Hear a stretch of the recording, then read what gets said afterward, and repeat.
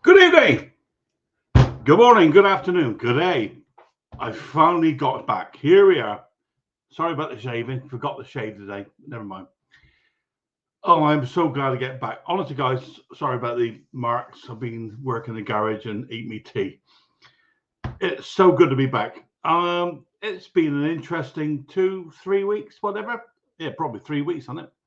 So off we went on our cruise, and with two other couples who we normally go with, and we've had a wonderful time.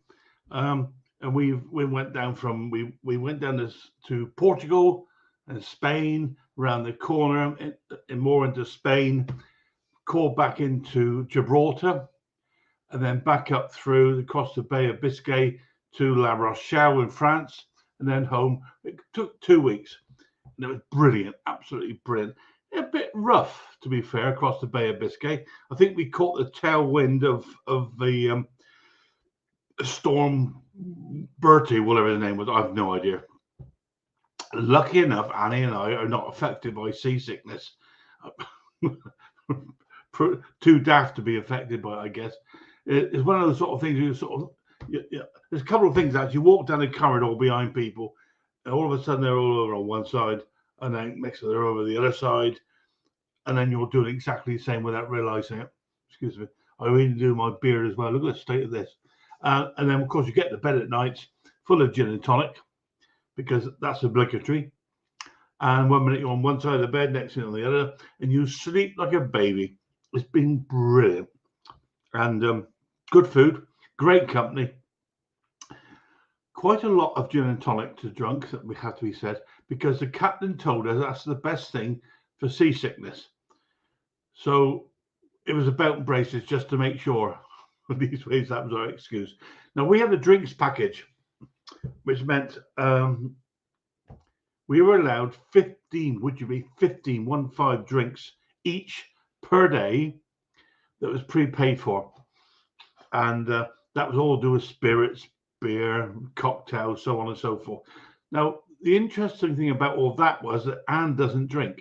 I think she had one drink every day, possibly two, not often. So I had to help. And by God, did I help. I had a wonderful time.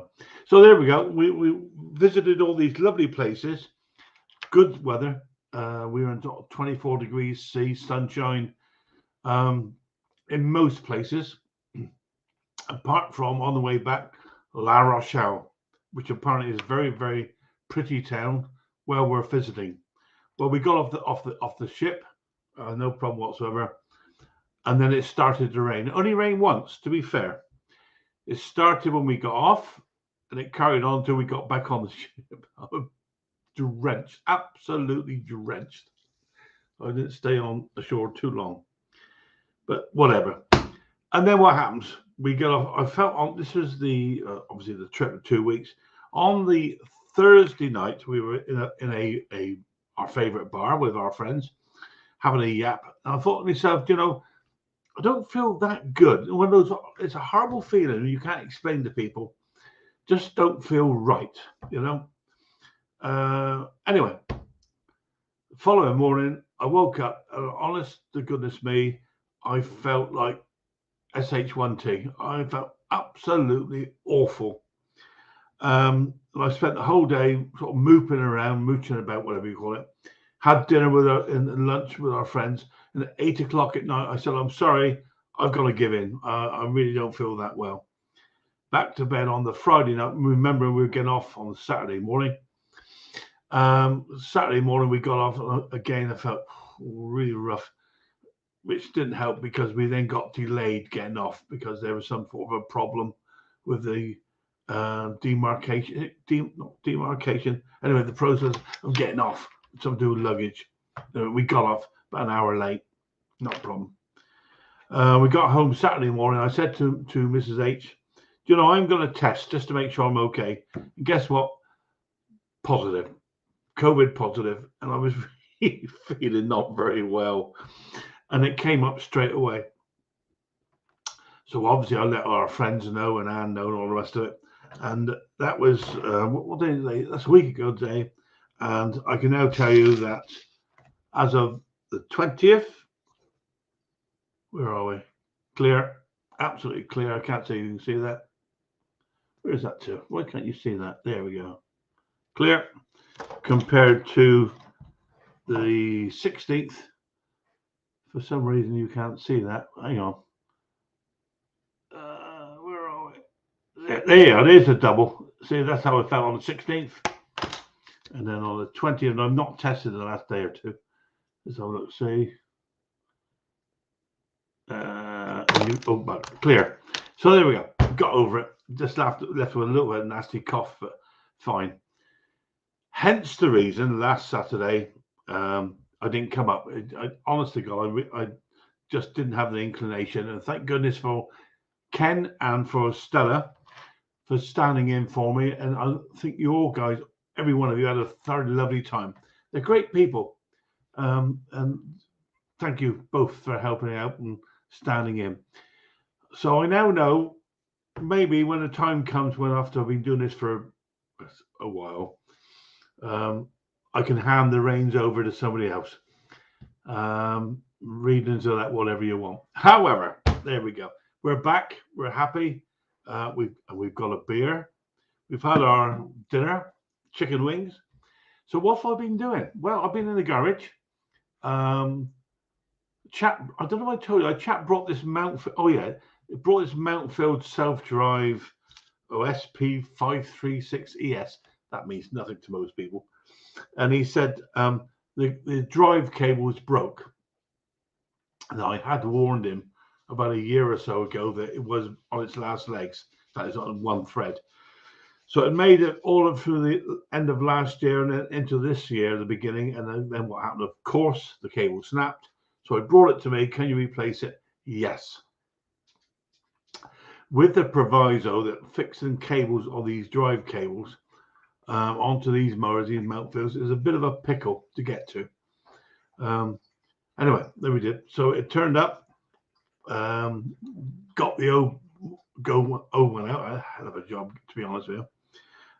Ordered a new cable. It turned up and wrong size.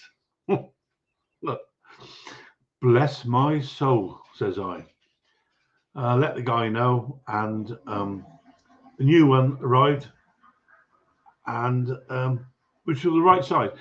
In between, I'd spoken to Mick Mowers, and said, Mick, I'm really, really struggling to get this damn cable off, and then routed back through the body of the machine without dropping the axle and all that nonsense. And he gave me a tip about using a wire, about pulling through and all the rest of it. Be careful there. And I used it. So instead of about 2 hours of bare knuckles, blood, and God knows what else, I fixed it in about less than 10 minutes. Mick, thank you, mate. Brilliant. Of course, I went to test it, and then the drive didn't work, which was most peculiar. And I then looked at the wheels, the rear wheels. One wheel was completely normal tread pattern. The other wheel was completely worn out, and I mean worn down. The plastic in it's all a plastic tread had completely worn away. And I let the guy know, saying, look, this is not good. However, long story short, fixed it, got it back together, ordered a mixer to supply me a new wheel, and the guy collected it this morning. And he works for the company that this mower come from. And he said, I never noticed anything like that before. I would have noticed. I thought, yeah, okay. Of course you would have. And he finished his work at the end of this month. So I've still say to the owners, maybe time to get so we can take a little bit care of your machine. We'll see. Also had a strimmer. I can't even remember what it's called now, but a friend of ours actually brought it in. He said, it won't start, Phil. Can you have a look? Can you service it for me? Yeah, okay. Well, it turned up, it's one of these multi-tool two strokes, and I hate two strokes with a passion. and I opened up the petrol tank, and the odor of old fuel and water came out. So anyway, decided to get the carb off, which in itself is a heck of a job. You actually have to separate the body from the engine. Excuse me, still a bit of a cough. Anyway, got that far, and then I faffed, and I use the word carefully, faffed around with the carburetor, trying to get it to what I thought would work. And a lot of people, a lot of friends, put a lot of information my way. Tom, Ken, Mick, Pete Froud, I think that was it. The guys, if I've forgotten anybody, suggested to do what not to do about replacing the carb, fixing the carb, service kits, whatever. And I spoke to the guys. Said, look, what you really need is a new carb. OEM is nearly £80. Chinese one, and you probably pick up for 15, 20. He said, well, ask me, can you do the service kit first for a tenner? Oh, by the way, I don't remember. I winterized it very well. I left it outside, so it might be a little bit of water got in. You gotta love them. You really have. And then another one turned up. Is it a Gosport machine? It turned up. The guy said it won't start. I've had a look at that. And there's a tiny spring on the choke mechanism that holds the arm in place. It come away. That's all it was. And I've had a look at it. It works. It actually connects on a little tiny yoke rather than a hole, so it can always jump out. And I will be asking a few people about that tomorrow. Although I have checked a spare one on eBay, which shows exactly the same. So that's what I've been doing. I've been pretty damn busy, actually. Oh, we mowed the lawn. We finally can finally see the ground after going through the jungle. We only found 2 tigers, an elephant, and a boa constrictor. Well, we thought it was a boa constrictor. It was actually dog poo. There we go. There we go. So I'm so pleased to get back again. There's 37 people watching this silly OFO, who is really quite excited actually to get back on and have a yap with everybody. So let's have a look, see who's in the comments, who's taking the time to give us a shout. And I know there's, as always, luckily enough, there's people prepared to sit and listen to this silly OFO talking. So let's go through. So Henry, Big Dog Repair. Yeah, come back on down and join the great chat with Conker. Henry, thank you, my friend. It's always a pleasure to speak to you. And I know you've been very supportive in the last few days, and I appreciate it, mate. Thank you. Al McLean, he's saying hello to Hank, as he said. Good to see you, Al. We'll be on later, but you call out to work by a farmer. Enjoy. Nice to have you back. Thank you, Al. That's very kind of you. Stella, the lawnmower lady, who very, very kindly stepped in and at the very last minute, actually, with Ken last week, and did a joint chat. And I thought maybe I should try and do that again. Maybe I'm going to work that one out with Stella and see how to do that. Where are we? Henry saying hello to that. Ken Small-Edges. Good evening, Ken. And again, Ken has been very, very helpful. They call him Ken's Mr. Mow-It-All. Ken is a highly intelligent, well-trained, fully qualified engineer. And if ever you want to ask a question about a part or technically a question, Ken is your man. And that's a big call out for Ken. You've been very helpful to me, Ken. Thank you. He's saying hello to everybody else. Tar Heel Aerials is saying hello to everybody. Good evening, Tar Heel. Good to see you, my friend. Mac 210 is saying hello to everybody else. Hobby Motor. Good evening, Klaus. We haven't had a chat for a while, mate. Looking forward to having a beer with you. As always, my friend. Where are we? Mac 10. Hobby Motor. Henry saying hello to everybody else. Dick Small Engines. Yeah, I'm over the worst of it now, mate. Thank you very much. Left a bit of a cough, but nothing now. I think that's the trouble is you get a little bit older. Now, don't forget, I'll be 21 next week. So just take a little bit longer to get over things than maybe it should do. 21. Multiply that word. Don't even think about it. Don't even think about it. Dick Small Legend, Hobby Motor, Tommy Howland. Good evening, Tommy. Will Conker make an appearance this evening? I certainly will. This is me. Tommy, this is me. Obviously, this is the Conker. And it's great to be back. Dick Small Legend saying hello to everybody else. John Rhodes, good evening to you, sir. I hope you're well, my friend. It's always good to see you. Wayne, good evening, Wayne.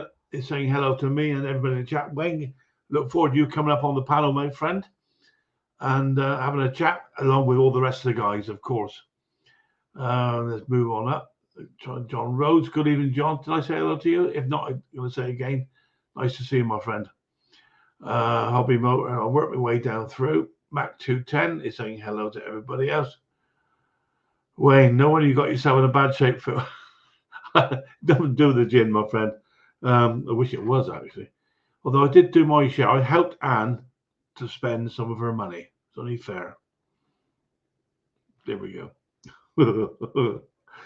You'll believe that. You'll believe absolutely anything. Tommy Hanlon is saying hello to everybody else. To be honest, what's Tommy saying?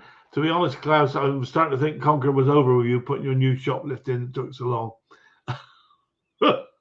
Never. Again, Klaus is a very, very clever man, and always listen. If he got something if he's got something to say, listen, because the man knows what he's talking about, even in Wales. Ken, Ben's workshop. Good evening, Ben. Hope you're well, my friend. You're saying hello. Work my way down through. Top me hand, Mark Wiley. Good evening, Mark. Hope you're well. Good to see you back. Good to see you, sir, as always. Hobby Motor, Wayne, Mark Wiley. And we're getting down through. We are getting through it all now. 35 in the what do you call it? Window? Whatever. It's not important. Just great to see everybody. Mix Morris. Mick's just saying Mick's working tonight. That's what it's all about. So he's off to bed to get a couple of hours sleep in. Mick, thanks, mate. All the very best here. Have a good shift, and whatever you do, you stay safe, my friend. There we go, Mark Wiley. Again, always jumped again. Night. Yeah, Mick's gone to bed. No, mate. Dirt Rider. Good evening, Dirt Rider. Hope to see you, my friend. Love to see you as always. Each and every one of them. If I missed anybody, please shout. Michael Roberts saying hello to everybody. Hi, Big Dog. John T. Good evening, John T. Hope you're well, my friend. Mark Riley. If I missed anybody, please shout. I'm just about getting down for the bottom here now, and it's jumped again. Sparky's here. Hello, Sparks. Hope you're well, my friend. And there we go. So before we go any further, let's put the if I remember how to do it after all this time. Let's put the link out. Boom, there it goes. And there you go. So if anybody like to come along and have a yap, have a beer, have a chat, anything technical, I'm your man to ask, because I will then send somebody else to answer the question. I do have one question myself, and I see the cellar is already filling up with some very good friends, people that we all know and respect. So there we go. I'd ask them what all this 420 was that, Wayne. I'm not sure what that's all about, but never mind. So let's have a look. Where are we? The time is, God, I've only yapping for 20 minutes. Dear Lord. Right, let's have a look. See. So first and foremost, we talked to the man himself, Ken. Good evening, Ken. Nice T-shirt, my friend. A bunch of crazy. You hear? You hear me? Yeah, what's that all about? I got my son and my daughter and their friends in their 20s and 30s with Mrs. Potty Mouth having an Easter egg hunt and drinking. So I don't know. Well, good luck with that. I'm mute myself so you don't have to hear all that. Yeah. Good evening, Wayne. How are you, my friend?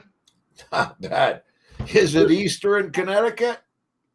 I'm going to say, how long does Easter go over there? I thought these a couple of days, isn't it? No, he's. I think Ken is. He muted himself. He's muted, I think, maybe, whatever. And here's the best-looking guy on the stream, Henry. Good evening, my friend. Big Hank. How are you, mate? Good to see you. How you all doing? Yeah, it's Eastern Connecticut again. Yeah. Right. Yeah. How many Easter you guys have? 2. Oh, Klaus, One Klaus. for the adults and one for the kids. How you doing, Klaus? Fantastic, gentlemen. How are you guys? good, Good. All the folks. better for seeing you, Klaus, as always, each and every one of you. Welcome each I and have, every I one. have to say, Conker, thank you for being back. I mean, the stand-ins you're chosen. Ah, I'm telling you. Oh, boy. well, I'll let Stella out so that when she comes up in a minute, mate, we'll all stand back and we'll watch if you don't mind. And by the way, Kenny, nice T-shirt, buddy. Yeah, I've just come in from working actually out the garage. I've just I noticed you haven't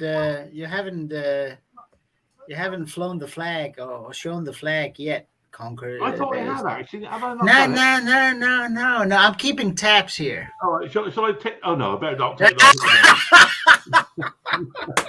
The world is not ready for this body. I'll tell you. All righty. Oh, dear. Oh, see, you've attracted the attention. You're in trouble, mate. There you go. Look. Oh dear. You know, honestly, I've been looking forward to this all day. It's been a long time. It's I often, you know, I can say to Anne, you know, sometimes on a Saturday evening, there's so much to do. I could do without doing this, if that makes sense. Yeah. But once you get ready, boom, you're into it, aren't you? Yeah. Good evening, Tim, Grass Cut and Palmer. Nice to see you, my friend. Hi, Timmy. So, I've told you all about me. What about you guys? And I know we have had sort of chats outside of this window, but for the benefit of others, Ken, what have you been up to, my friend? Today was the Time Master mower from hell, but head gasket, which was not a big deal, but the guy used a half a tube of silicone on everything else, so it was. Oh. Jeez. And by now, I guess you got a headache, have you? Or will Well, get no, a headache? it's all done, but I discovered something. I'm going to put a video out on it. The gasket that they use on the air cleaner is not like a quantum gasket. It's a special gasket. But Right. I found a way to get around it. I did a video. I'll show you guys later. Yeah, that'd be good. It's there's been several videos come out quite recently. But I Kenny- noticed one only this afternoon or this evening, very earlier on. Tom from Australia has put out something about tuning a two-stroke using the color tone. the color code. Yeah, Hmm. I'm not so sure how. I can remember the Gunston. It was called the Gunston color tuner. We Yeah, they used to sell the kit. Yeah. years ago. Yeah. Does two-stroke burn the same as four-stroke color-wise because of the oil mixture? I don't know. What do you think? We'll see. I got to check it out. I saw it. I didn't look at it yet. Yeah. I could, because obviously petrol or straightforward gasoline, as you guys call it, you're always looking to get that lovely blue spark to come up through. Whereas maybe a two-stroke would be more yellow with the oil burning. I don't know. I don't know what you think about that. It'll be interesting to see how it comes out. Kenny, those gaskets, they have different parts number. It's a different part number, but the trick you'll see in my video, if you flip a quantum gasket upside down, all you have to do is cut a little slot for the vent, and you're good as gold. Yep. So, So because my you get all dealer the said, my trick dealer ability. said I've never bought these gaskets before. He said I've never had to change them, but whoever worked on this mower, they brought it to a local guy in town who's a hack. Okay, he over tightened the crap out of it and bowed the hell out of the air cleaner out, cover. So I used two of them. I took a screwdriver, a thick flat blade screwdriver, as a punch with a piece of wood, and it made a nice little slot. Worked perfect. Yeah. Who's got a kindergarten in the background? That's Ken, Klaus. That's my adults getting drunk over here. My kids. All righty. They had an Easter egg hunt, and I think there's Jello shots in the Easter eggs because they're all Hey. flying boy. off the hook. Yeah. A lot of alcoholic beverages going on there. Doesn't take much, but that's all So right. you've been busy, Wayne. Slammed. Absolutely. Well, great to hear it, mate. Great to hear it. Slammed. Yeah, a lot of riding mowers. Well, funny, I was talking to Pete Froud today about ride-on mowers. It's something we don't see a lot of over here in the UK, and it's something we steer away from. Steer away from, But we don't have the Conker, that's facility. where the money is. The money's Yeah. are. Yep. Oh, you got it, Kenny. You got it. You got it. Let's bring you up again, Ken, and show that to us. Okay. Oh, wow. Oh, man. Some people shouldn't be allowed to buy gasket maker. Go. No. Some people shouldn't be allowed to work on equipment. Exactly. Well, as I said, we're talking about the ride-on. We don't, because you need the room, though. Yeah, you do, but you do. But in all honesty, the parts usage on a ride-on mower is just so much more. And if you have ew. Yeah, that's why I was going. That's not good. Ew. That's all you hear when you're running it. Yeah. No, you just spent a lot more parts on ride-on mowers, Conker, and there's a lot more money involved in ride-on mowers. Yeah. It's more work, absolutely, and you also need, they're a little more intricate in terms of electricals. Yeah, and safety switches and stuff. Yeah. Yeah, and other than that, it's just logic. I mean, you got belts, you got pulleys, you got. And as long as people haven't say swapped the engine and the pulley for something different, because that's the only ones I won't work on, you're good to go. I mean, there are part numbers. Every mower you can get right on, they're good parts lists. Electrical clutches can be a little bit weird to work on if you don't know them. Usually your problems is a bad ground in general. And belts, for instance, I mean, if you have usually when I buy belts, like I hope like everybody else, I buy them cheaper than I sell them for. And belts, there are a lot more belts. You make more money on them. It's good business. Yeah. I got a question. Yeah, go on, Cam. Anyone that can answer it. I've been looking. This engine is the smaller engine on the Time Master, which is the 190cc. They call it the 190. And when I look in the manual, I'm trying to find the setting for the head bolt torque. Normally on a Briggs overhead valve, it's around 220 inch-pounds. But when I did a quick search, someone said 190. It seemed a little low. So I set them to 200. But I was just curious if anyone. I couldn't find an exact manual that showed that engine. What you got the Briggs chart? The Briggs chart doesn't show that series of engine in it, though. I don't think it does. What series is it, Kenny? It's a 121 SO2 or something. Hold on. Is that bolting into aluminium or to iron, Ken? That's the big difference. It's aluminum, but the thing is, it's only 4 bolts, okay? Yeah. But the thing is, I normally do Briggs aluminum overhead valve engines to like 205, 220, depending. The manual's like 205, 220. But it seemed like when I went over 200, it still wanted to turn. I didn't want to break anything. It almost felt like the threads were starting to rip out. I said, I'm stopping. So I've had that, Ken, before. You just know that feeling. Oh, yeah. When it starts to overdo it, you're like, whoa, stop. Yeah, stop now, there again. Yeah, I know what you're saying. I looked in the Briggs chart, Klaus, and I didn't see that exact. It shows overhead valve Briggs aluminum. It shows that, but this is a fairly newer style, and that chart's fairly old. It's the same engine block. It's the same head. Basically, it's the same head. Same. So if they're all showing 220, right? 220. Yeah, 120. No, can't be 120. No. I mean, the series is 120. Oh yeah, well, that's what I did. I looked up 120, which shows 220 inch-pounds, right? Go there. I mean, I know the chart is updated in a couple of places. Yeah. And one is a single cylinder, 14 to 16 horse, that always blows the gasket to the oil gallery, and that's been changed because the gasket has changed. So you want to up the. I think it goes from 170 to 200 or 180 to 210. I did 200 because the 120 series showed 220, and anything past 200, it seems like it's still like it's going to strip out. So I stopped. I did 200. 200 should be fine. 200 is perfect. It's not going to be a problem. It's a graphite gasket, the graphite. Yeah. Yeah. So no, if you go on the chart and pick a 120 series, Yep. you'll be fine. You're fine. Yeah. And to be honest, for a single cylinder small mower, small displacement mower, whether you do 180 or you do 200, it doesn't make a difference. Yeah, as long as you're consistent, I think you're fine. And I'm going to retorque it in the morning, let it do a couple of heat soaks. That's all. Yeah. Oh, you do that, Kenny? I do 3 heat soaks, 3 heat cycles for 5 minutes. Yeah. Because I I've found those graphite gaskets, they tend to give a little bit, not a lot, maybe an eighth of a turn, not much. I have never retorqued head bolts. Yeah, I always do it 3 heat cycles, everything I do with head bolts. Yeah.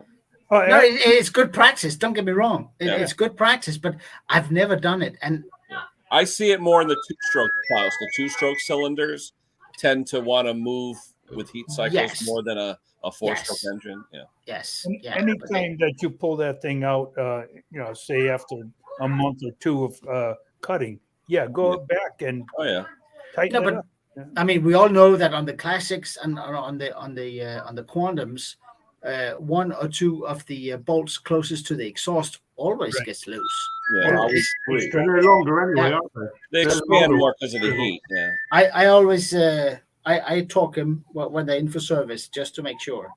There's a couple you can't reach without taking, and that's fine. It's the top ones that. Yeah, this one's nice because you could reach it when it's fully assembled, so that's pretty cool. And also the engine there, the 190 engine, Kenny, is basically a quantum engine. They just placed the valves on top. Yeah, it's a quantum engine. Yep, for the most part, it looks like it. Yeah. Yeah. I mark the head bolts with a paint stick after I tighten them. We do it on every machine that comes in. I do the same thing. Yeah. That way I know when it comes back, we've done it. And we just did Toro, and the guy said he's had it at his shop 3 times and it still runs like shit. So we did a full service on it, and 5 of the 8 head bolts were loose. Wow. But the fuel line was full of ethanol powder. The carburetor was full of ethanol. So he had more issues than that. But I think part of it was whoever worked on it, maybe they cleaned the carb, but they didn't switch out that fuel line. And all that powder that was inside the fuel line kept going into the carburetor and getting sucked into a jet. Whenever people ask me what's the most common thing that could go wrong with a lawnmower, this is that you don't adhere to the service schedule. Yeah, that's what goes wrong with them, always. Because when we think about all our talk about ethanol fuel, blah blah blah, if you service your mower, your lawn tractor, your equipment once a year, you get the bowl drained and cleaned out, you're not going to have a problem. Yep. It's as simple as that. Looking at what Wayne was saying, I think it's not something I've ever thought about doing, but blow up, Ken. Yeah, service that. Size it up blade, huh? Holy just a little grease gun, it'll be fine. What they do is they had a broken. Look at what happened. Broken propeller. Wow. Oh wow! And that's brass. Yeah. They were fixing it. Yeah. That 1906. No, 1912. 1912. I'm gonna. What Wayne was saying, I've picked up on that, and I think it's a damn good idea because in the automotive industry, certainly on all the engines and stuff, you'll see them paint marked to make sure that A, they've been done up, and B, that they've checked is in the right place. Yeah, and I think it's a great idea, Wayne. As a good tip. I'm going to pick that one up. Well, thank you. Yeah, that really makes a lot of sense to me. I've got a white paint pen. So hey, what's it take to do? Seconds. I even have to, when people come and buy lawnmower blades off Jake, I even take a paint stick and write grass side on them for them. Yeah, I do because that. They stick them upside down. Yeah, I write top on mine so I know it goes up. Yeah. You'd be surprised how many come in though upside down. You'd be amazed. Yeah. Yep. So the last video I did, I was looking for O-rings for the Honda carburetor on the low idle jet. Yeah. I found them, and then Kenny found them cheaper yet. But if anybody's interested, where'd it go? CL 1242. Yeah. that's them. Yeah, if you type in CL 1242, there's a place on there selling them for 26 cents or 23 cents. 23 CL. cents. Yeah. I paid $1 each for 10. And Say again, Kenny. CL. CL 1242, you'll see a place for 23 cents. Yeah. That's for the slow running pilot jet yeah, O-ring. the pilot jets. Yeah. Because they're always they're a bit of a pickle to try and get hold of. Yeah. On the Hondas, they're fitting on the Hondas, aren't they? Exactly. Yeah.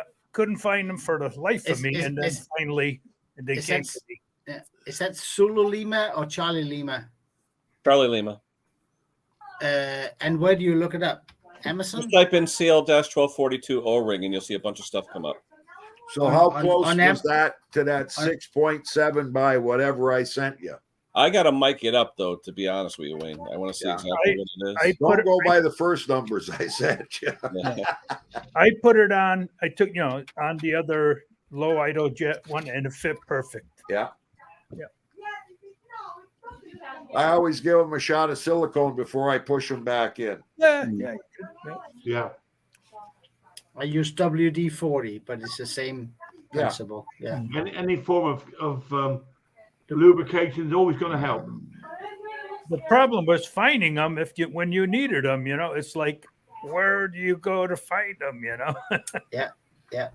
I should ask the Honda dealer because I was there yesterday picking up seals for the governor shafts. Oh yeah. And I asked her, I said, are you getting 2023 lawnmowers? And she said, yeah, we're still getting them. And I said, well, I heard they closed the American manufacturing site, North American. She said, yeah, but they're still going to be giving us, I checked, we're still getting lawn equipment from Honda. So yeah. How do you feel about putting silicone on fuel lines to help them being fitted? Do you find that the danger they might be forced off using on a fuel line? No. You're still putting a clamp on it, right?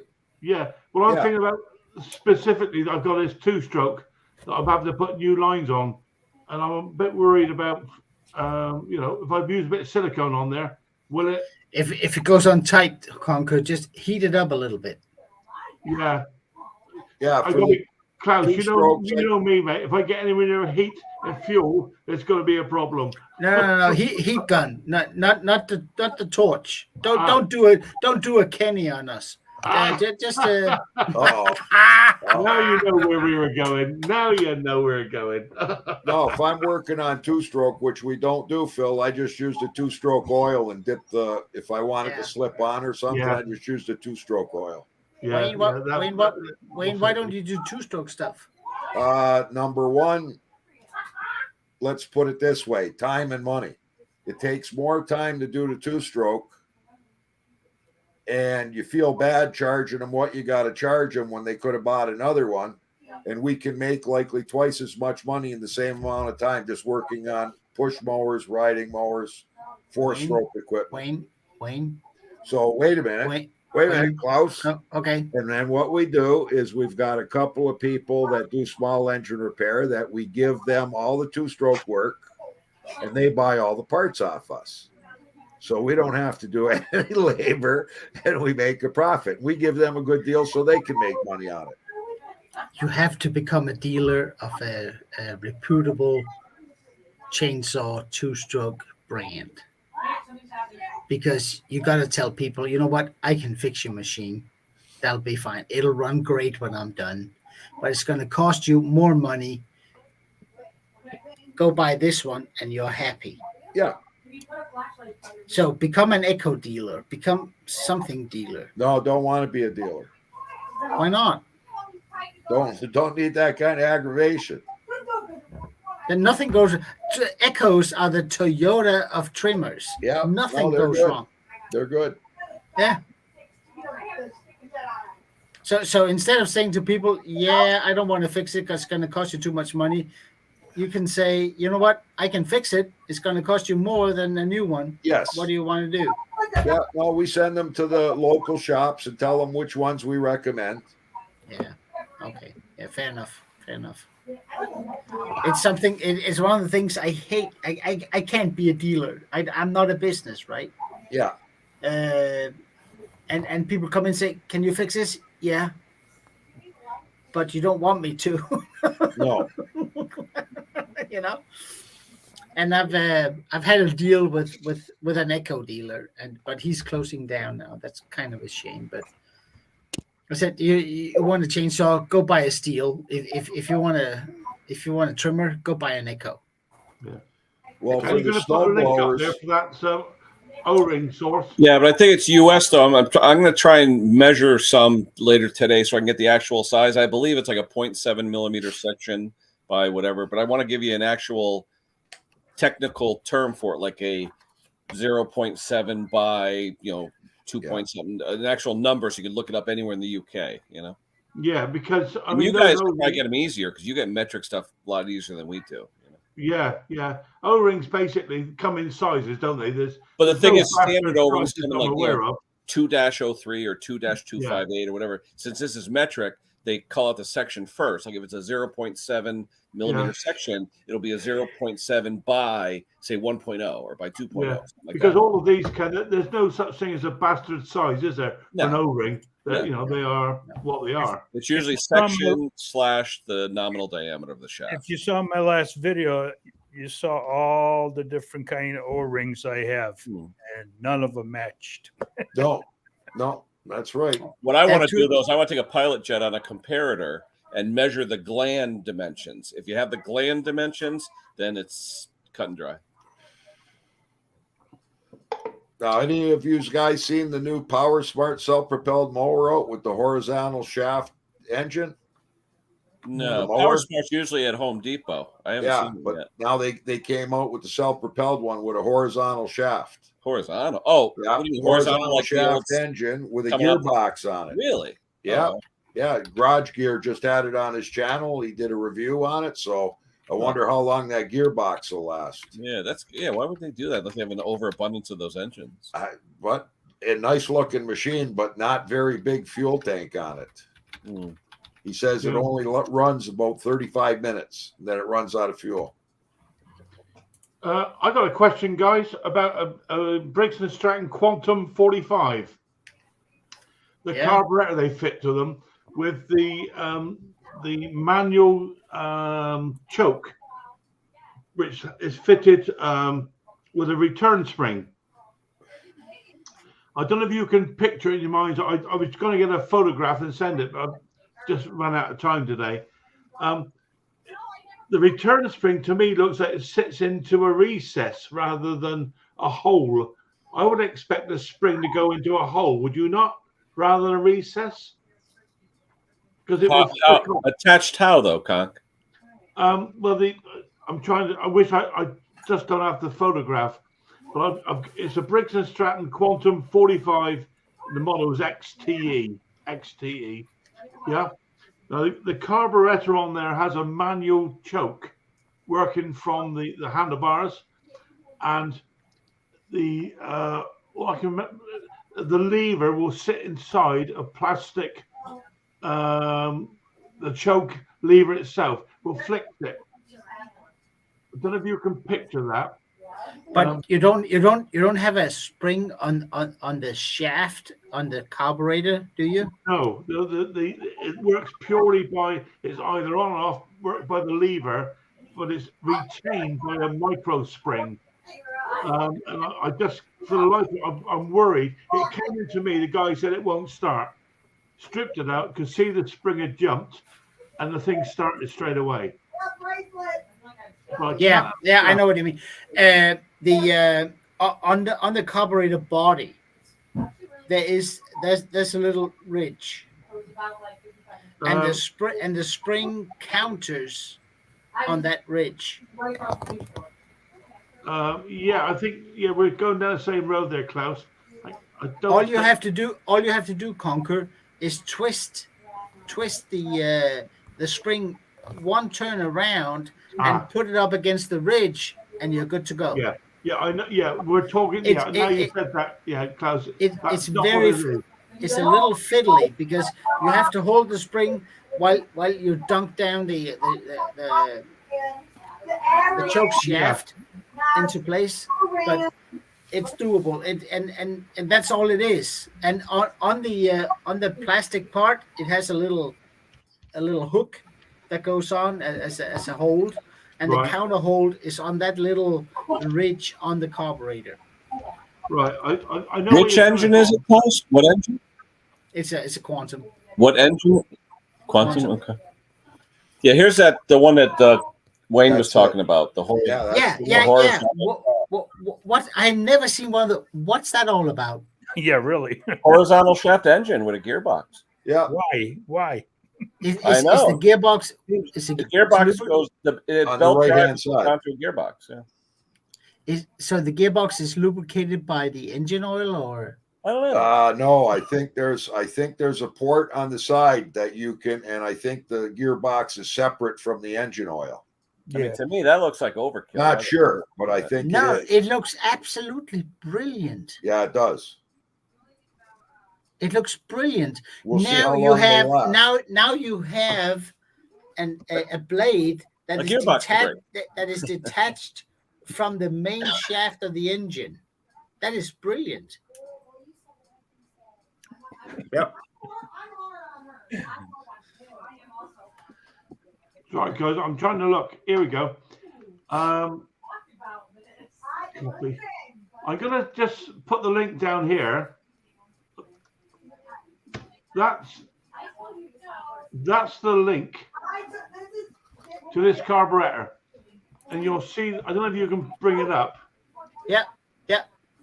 Okay, that's a second-hand one. If you look at the right-hand side of that, there's a black plastic. Yeah.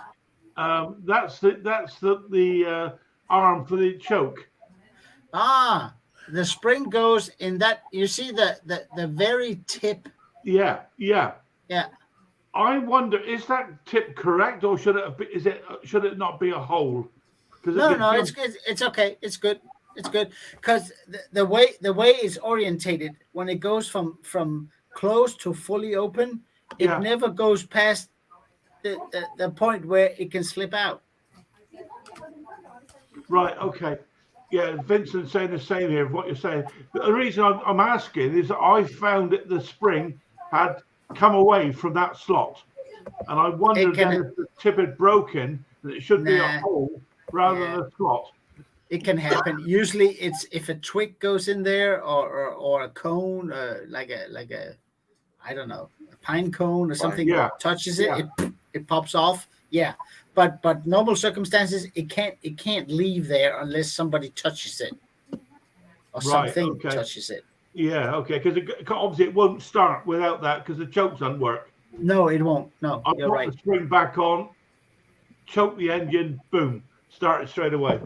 And it's an engine I did, a mower I did for the guy last year. Service it. It's I can't remember what it is now, but it's a lovely little mower. He asked me to service it. The air filter's clean, the spark plug's clean, the oil's clean.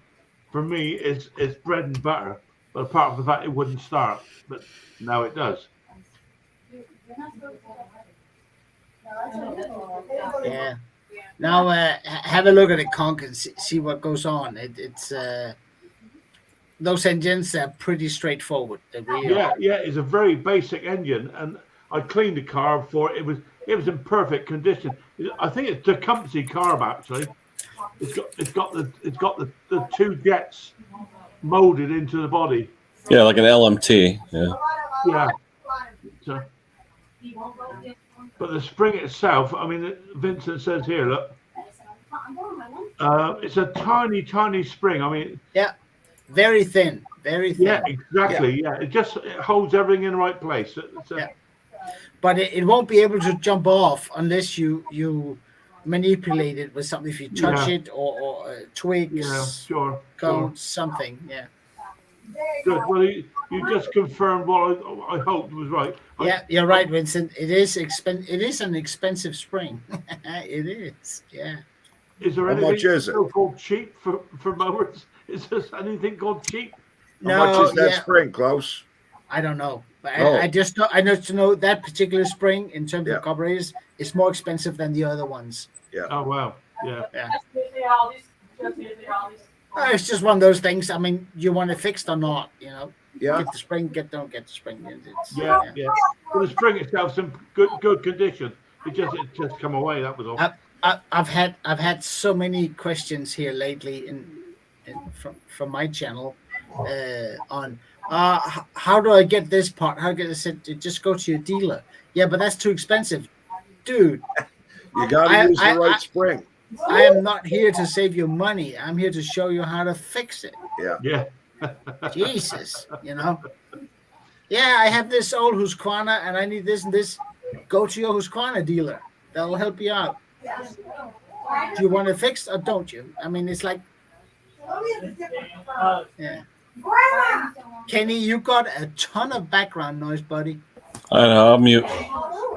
We had a customer show up the other day, and he brought in a machine. He said, clean the carb, got good spark, got good fuel, oil's good.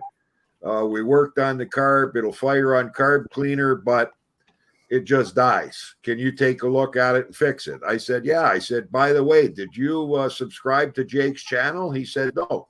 I said, you should have. He said, why? He said, it's a Honda engine. You likely got the gaskets on backwards. So he says, really? I said, really? He said, what's it gonna cost me? I said, it's a half-hour minimum. But I said, call me in an hour and it'll be ready. We'll get on it right away. Yeah. So open up the air box, look at the paper filter. They've washed it in water and it's totally like exploded, like you can't wash the paper filter, right? So now I got to hit them up for a new filter and an air filter, and then take the carburetor off. And they took all the gaskets, the metal plate and everything, shoved them all to the back of the carburetor. The plastic spacer they had in the wrong position. They had it upside down. The heat shield wasn't where it was supposed to go. So when the guy came back, I called him up and he says, what do I owe you? I said, $60. So he comes down and I put the video up and I said, watch this video. And I says, it's specifically Honda GCV 160 gasket orientation. It shows you exactly the way to put it back together. I said, by you not subscribing and watching that video, it just cost you $60 and you could have subscribed for free. Yeah. No, but I have a thing when people come in and the first question I ask them, so what's wrong with the machine? And they tell me in their way, they tell me what it does and said, okay, so what do you want done? Yeah, I wanted to start. I say, okay, a carb clean here is it's a repair. So, but do you want me to service your machine or do you just want me to fix it so it can start? And they go, yeah, I just wanted to fix that, but can you look it over? I said, yeah, that's called a service. Yeah. Oh, yeah, but I don't, if it's because you don't want to pay for it, you have a problem. Yeah. Because I can fix it so it starts, but we'll see each other again in June when it won't restart. Oh, and so it's like, and I'm pretty strict about it. If people says, I want you to fix this, I said, no problem, I can do that. But I think it might be a good idea to do a service on it. No, we don't want that. I said, why do you say that? Because we think it's going to cost money. It will. Well, yeah. But what are your intentions here? Do you want to mow your lawn all summer, or do you want to get stuck in June? So then it needs a service. The oil is black as tar. There's the air filter looks like crap. It's belching black smoke from bad combustion. It's not going to last you. So what do you want to do? Well, maybe we need a service. Yeah, maybe you do. But it's like, can you just look it over? No, I can't. That's called a service. I'll charge you for that. Sure. Yeah, I'm probably the world's worst for it, Klaus. To be honest, I always do a job like this Mountfield. I've done the cable. And then I started looking a bit deeper, because it didn't drive and all the rest of it. I'm so sorry, Phil. Can you blow up Kenny? I'm just doing it. Bear a second. I'm telling you, this is genius. But is it grease? Yeah. What's it going to cost you to fix that? No. Look at it. There is so much. What's it called? There's so much ratio on that. Yeah, powder gear. It's going to strip. Why? Because something's going to get hit. It's going to strip right at then and there. You figure that's suppressed gear, powder metallurgy gear? Oh yeah, definitely. Yeah, not machined. No. Huh. Big money to fix that. Yeah, I would think so. That's why I like it. Well, it's Simple design, yeah.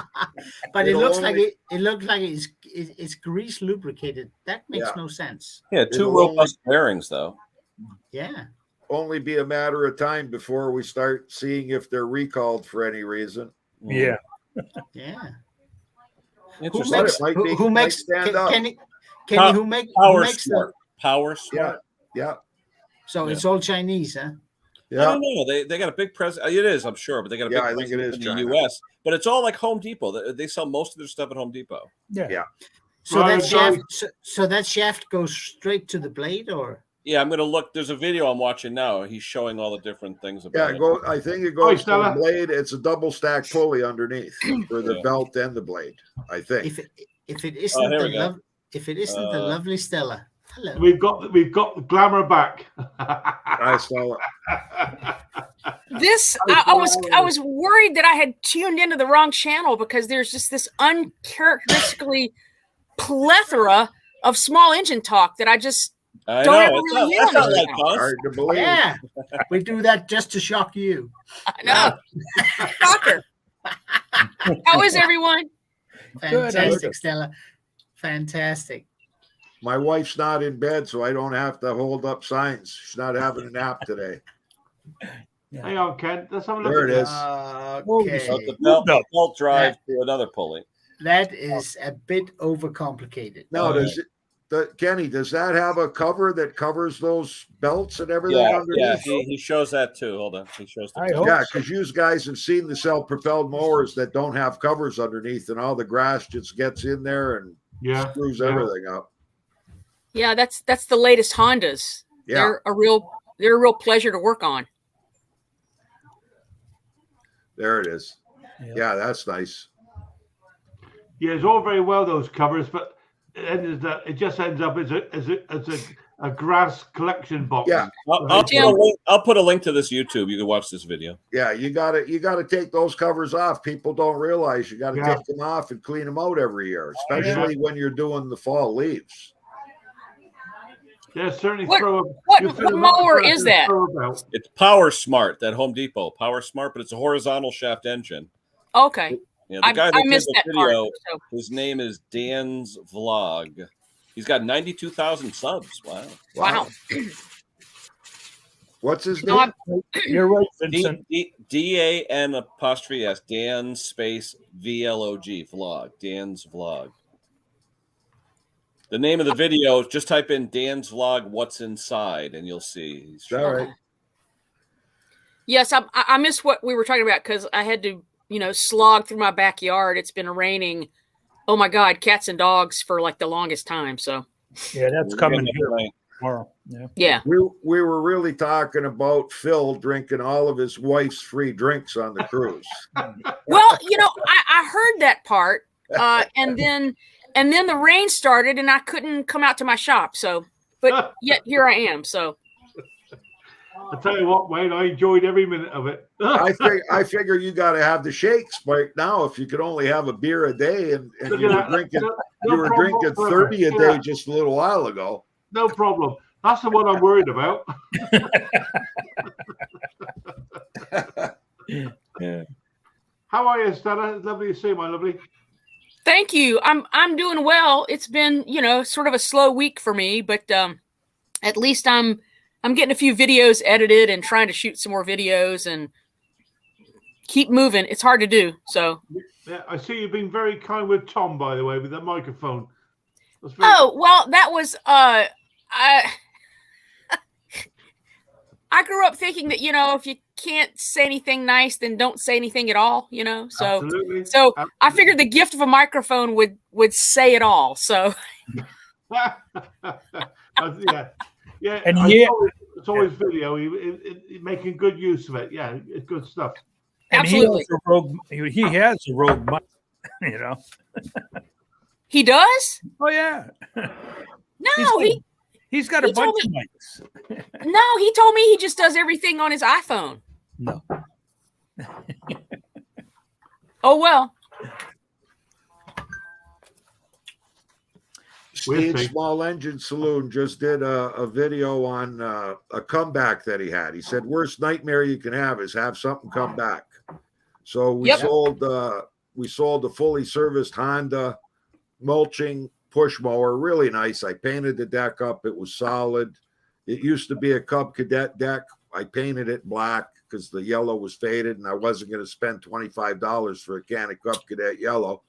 But anyways, the guy took it home and he called me up and he said, Wayne, he says, I'm cutting the grass and the thing ran for a while and then it died. And I said, well, did you put any of your fuel in it? And he said, no, it's just the fuel you had in it. So I said, bring it back and I'll look at it. So he brought it this morning at 9 o'clock. I put it on, the choke lever that you got on the Hondas. I put it on choke and he says, what are you doing? And I says, don't tell me you weren't choking the engine. Anyways, I said, look, with these things, you got to be quick. You got to put it there. As soon as you hit the bail handle, the spring releases and it's going back. So you got to have your hand on the recoil rope to get ready to pull. So I put it on choke. I grab the handle and I pull it. It fires right up.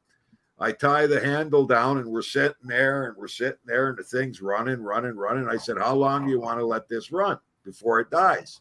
He said, well, it should be dying right now. But it was raining all night, so our grass was really wet, and our back lawn it's likely 6 inches thick. I took the mower and I cut half of my lawn in the back, and it didn't even bog down. And this thing is filling with grass, and it kept on cutting. He actually cut the rest of my back lawn for me while it was raining, and it didn't shut off. So I said, there's nothing I can do. It's working perfect. He said, what do you think happened? I said, it could have got a little piece of something in there and got into a jet. And when you brought it here and unloaded it and we started it up, that piece got pulled through. Well, stranger things happen at sea. Yeah. If it was always that simple, we wouldn't be able to do anything. We wouldn't have a job. Well, I tell all the customers it's not a bad idea to have a can of carb spray. If it doesn't fire up, to give it a shot. Like Mick's video today, he was priming, figuring maybe it'll pull it through. And a lot of times it does, and it fixes it. It takes that little piece that's partially plugging a jet, and it'll pull it through that jet. Yeah. I know. I'm talking to Mick earlier on. Actually, I think he's doing a video on a robot lawnmower. Oh, and it's the funniest thing ever. He spent the whole afternoon the other day chasing it around the garden, trying to catch this robot bloody mower, and then the dog ate it. So I'm really looking forward to that video when it comes out. Yeah. I want to see the dog take a wee on it. Yeah. Well, that's an old saying, the dog's old saying, you can't eat it, you can't shag it, you piss on it, walk away. There you go. Yeah. Sorry about that, Stella. Here we go again. Yeah, I know. I've done it again. I've done it. Oh, Terrell's got a sale going on. Got a what going on? I think he's got some merchandise on sale. Oh, right. Yeah. I might start selling my merchandise. It's a spark plug tied on with a bit of string. You reckon I might make some money? I got about 1,000 of those. I'll send you, Conker. Here's my latest thing. I'll show you there. I don't know if you guys ever do this over in the States. This is for Anne's 70th birthday. we bought a very good bottle of champagne. Mm. I don't know if you can see it. That was quite expensive. But what we do, we cut a £1 coin into the cork. Ah. Nice. As a memento. And then you pour the cork upside down. Yeah. Nice. There we go. You can't see now. Yeah. It's quite a traditional thing we do in the U. I don't know if they do it anywhere else. It's something we do in Europe. I think they do it in France, of all places. Yep. And so, what do you do with that memento? Put it on the shelf? Yeah, we got, I got dozens of the buggers. I'll be honest. I could nearly afford to buy a new mower with all the ones we got. It's one of those things, you know, the daft things we all do. Champagne. There you go. Look. There's probably a good reason for it. I think it to do with luck, I think. I'm not sure. But you ought to be very careful. You start cutting into the cork. It's amazing just how easy it is to go through that cork into your hand. There we go. Hey, Cock, it says in the UK to this day, it is often a tradition associated with weddings. The cork is presented to the bride and the groom as a gift. Over time, the cork tightens around the coin, and it becomes impossible to remove it, signifying a growing bond over time. No kidding. Really? Nice. Nice. I did not know that. Yeah. Go see if you could pull the coin out of the cork. Yeah. The champagne we buy here in Canada has got plastic corks in it. I know. It doesn't work quite so well then. I believe that's sparkling wine, Wayne. I don't think that's champagne. It's a cheap shit. I don't know. The stuff we buy is a screw-on cap. So I don't know. There you go. Or Stella, what were we talking the other day? The cardboard box? Yeah. Chateau cardboard. Yeah, cardboard. This was Nicholas Fouet. You want to look that one up again? Nice. Nicholas what? Nicholas Fouet. Fouet. Yeah. Yeah, I think it costs more than 2 and 6pence. Put it that way. I remember when Annie and I first got together, we would always enjoy a bottle of champagne in the bath, but we were a lot younger in those days. Now, we would have liked to have seen that, Phil. you wouldn't, mate, I'll tell you. There you go. Make a video out of that, will you? Yeah, it will go viral. You won't want to see it now. The trouble is with it, Henry, I frighten the horses. I go ever so careful. Vincent Price says he just saw a guy cutting wet grass with the battery operated mower. He says it didn't take long before it choked right up. Yeah. No torque. No. It'll just run your battery down faster. Yeah. It's good stuff. It's good stuff. Good stuff. That's not a bad price for a good champagne. No. Vincent says, "Buck fizz in my day." Yeah. So you've been wading through the floods, then, Stella. You were saying. Oh, it's been crazy, but my garden loves it. So there, maybe all those seeds I planted yesterday will actually come up and do something. You know, Kenny, I was just thinking of Boone's Farm. That was the shit we used to drink in high school. Boone's Farm. Boone's Farm. I think when Boone's Farm cornered a small percentage of the market, that's when they got bought out, right? Because it was in the States, that's what you wanted to drink and buy. That Valley High. Yeah. Yeah, that was $1 a gallon. Yeah, it was cheap and inexpensive. Yeah. What did it taste like? Yeah, it was good. Yeah, grapefruit juice. Yeah. If you think drink it for the taste, Conker.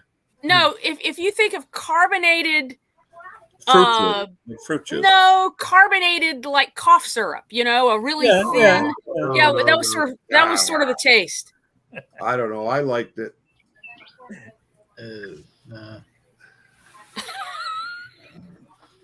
MD 2020. Yeah, that was a classic as well. 2020. What's that? Mad Dog 2020. It was just it was just terrible stuff. I mean, it was awful. The stuff that we all thought was so great, at age 18 is just. Yeah. No, you know what we used to drink? The highest alcohol we could find was called Richard's Triple Peach Wine. It was 170 proof. Wow. Good Lord. Well, grain is 200. This was 170. Well, yeah, this is but it was like peach flavored Everclear or something. Is what it sounds like. It was like just Graves grain alcohol is what you would used to use in a pinch if you just wanted to get smacked, Oof. And then we went to peach brandy. Do you want to go? Let me. Dog wants to go. Hang on a second. Peach brandy. I mean, why would anyone drink that? Cheap enough. Yeah. There we go. There's Richard's Triple Peach Wine. Yeah. It was cheap and it kicked your butt. So, what's the most expensive thing you've ever drunk, then, guys? Water. Louis the 14th. Jake bought me. Don't pay on. Not the real Louis the 14th that costs $1,000 a shot.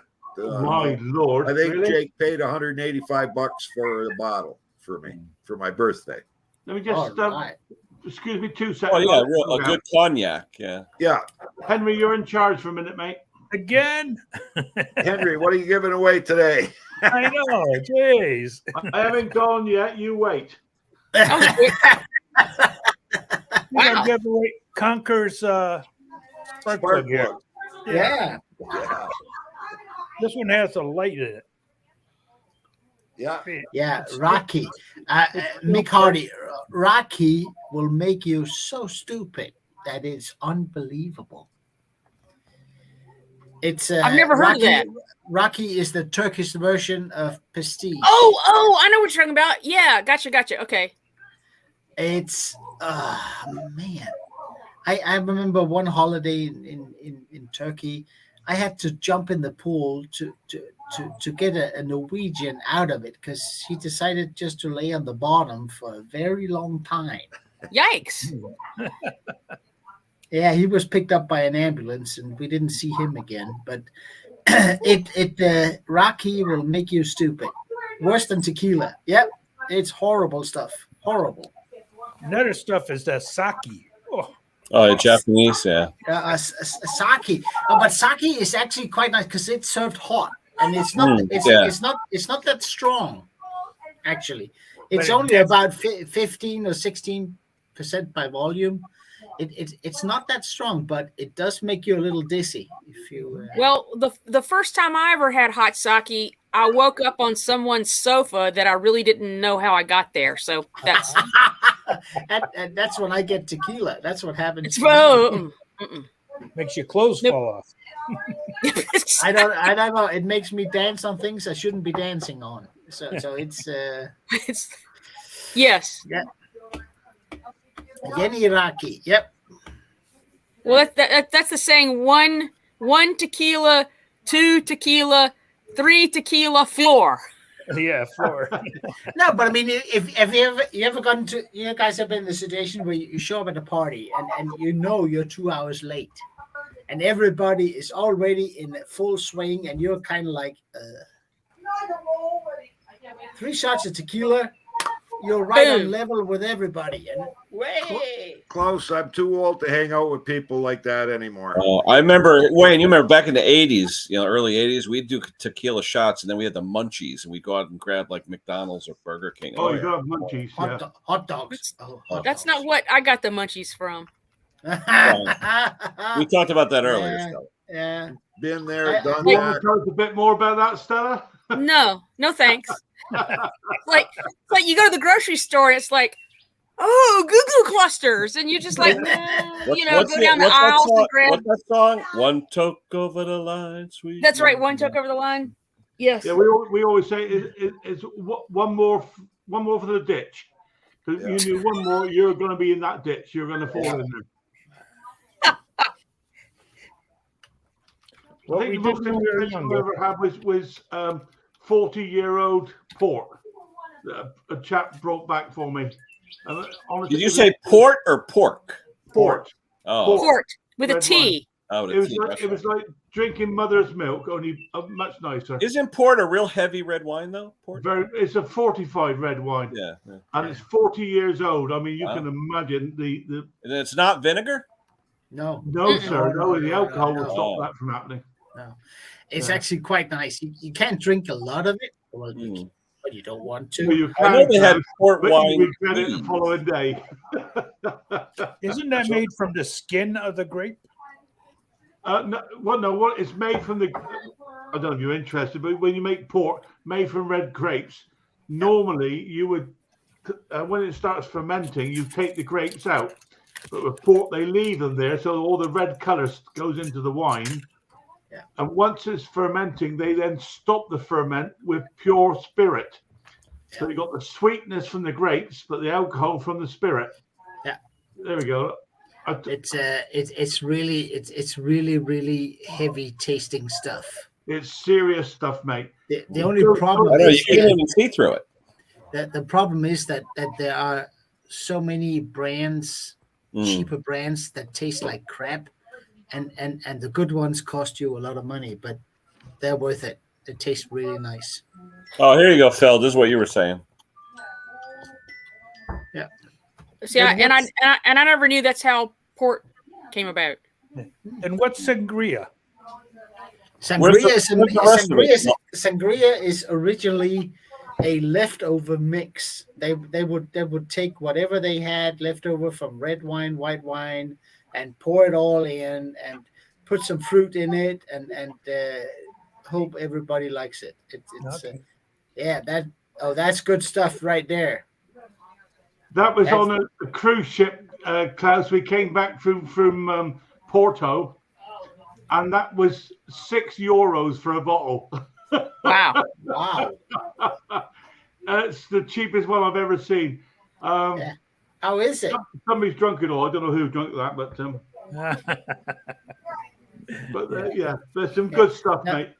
Sangria is a mix, Hank. It's a Spanish thing that some people like it, some people don't. I don't particularly like it. I'd much rather have a glass of cold white wine. I never had sangria. Well, it does. I mean, it's like a fruit bowl. Sometimes it's served as a fruit bowl, and it's wine based, and it's light in taste and light in alcohol, but then you drink too much of it, and all of a sudden it hits you like a hammer. You can actually also buy white port, Yeah. And white port is quite dry. You drink it like you would with dry sherry. Yeah. For an aperitif before your dinner. Yeah. Because we're posh, where I live. We're posh. We get out the bath to pee. That's how posh we are. I'll tell you. That's an English word, right? Posh. Posh, yeah. Posh and lush. I'm telling you what, the before drink, preferred before drink for me is just Canadian Club on ice with a little bit of water in it. And peanuts. Now in Canada, lush means something different than what it does in England. Yeah. Lush in Canada means you drink too much. Right. Same here in the States. Yes. You lush. Can suggest exactly what I said. There you go. Adding brandy, though, that's something. Yeah. Stella, you noticed we went from small engine repair to alcoholic beverages. And Stella, the funny thing is, it happened right. I'm just drinking a bubbly, you guys. Come on here. It's funny. It's funny, Stella. It happened right when you came in. I don't know. Yeah, but Wayne, doesn't small engine work when it gets frustrating lead to drinking? No, not here.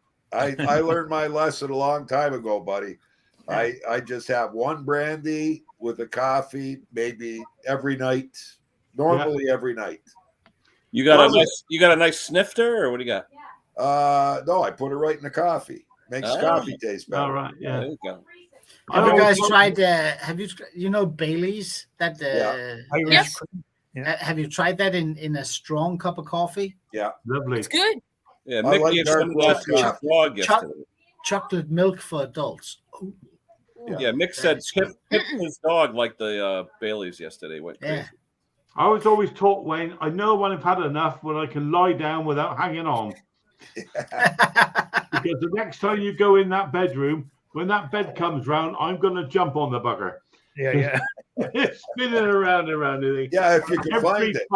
Every time I miss. In my younger days, I used to go to music festivals, the ones that takes 3 or 4 or 5 days, and you stay there and live in a tent, and coffee and Bailey mixed. That was breakfast. Yeah. Well, Sounds good to me. Well, see, you get your caffeine and you get your milk product, and all mixed in one. It's perfect. It just takes hangovers away like that. You know, Beats bacon and eggs, eh? absolutely. There is nothing better than a full English breakfast. Yeah. Wow. Sausages, bacon, eggs, black pudding, of course. Yep. Tin Yep. tomatoes, toast. Yep. What more can a man want in the morning?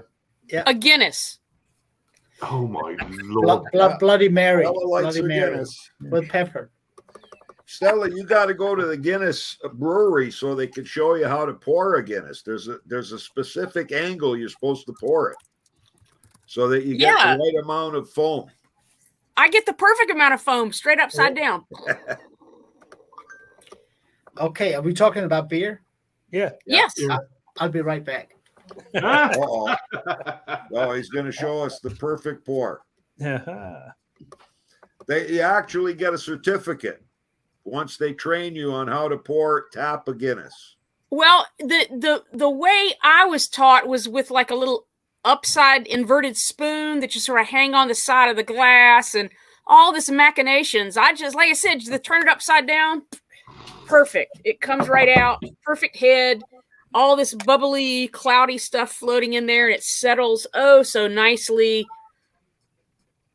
And it's an enjoyable mouthfeel. How's that? Yeah. Have you guys? I mean, a good friend of mine. He just went to the States. He brought this back for me. Steel Spring Brew. Where in North Carolina? No. Does it say? Never heard of it. Oh, hold on. Got to be Charlotte area. Raleigh area. Raleigh. That's why you spell it now. That is. And I'm there. Well, it says here brewed and canned in. Hold on. Mebane. Mebane. North Carolina. Yeah. It must be a craft brew. Yes, they're way. I'm not going to say too many craft breweries, but they're popping up everywhere. Yeah. And some of them are great brews. Yeah. And the thing that kind of annoys me with it is that, you find a great brew, but you can never find it again because these guys are always experimenting and doing different things.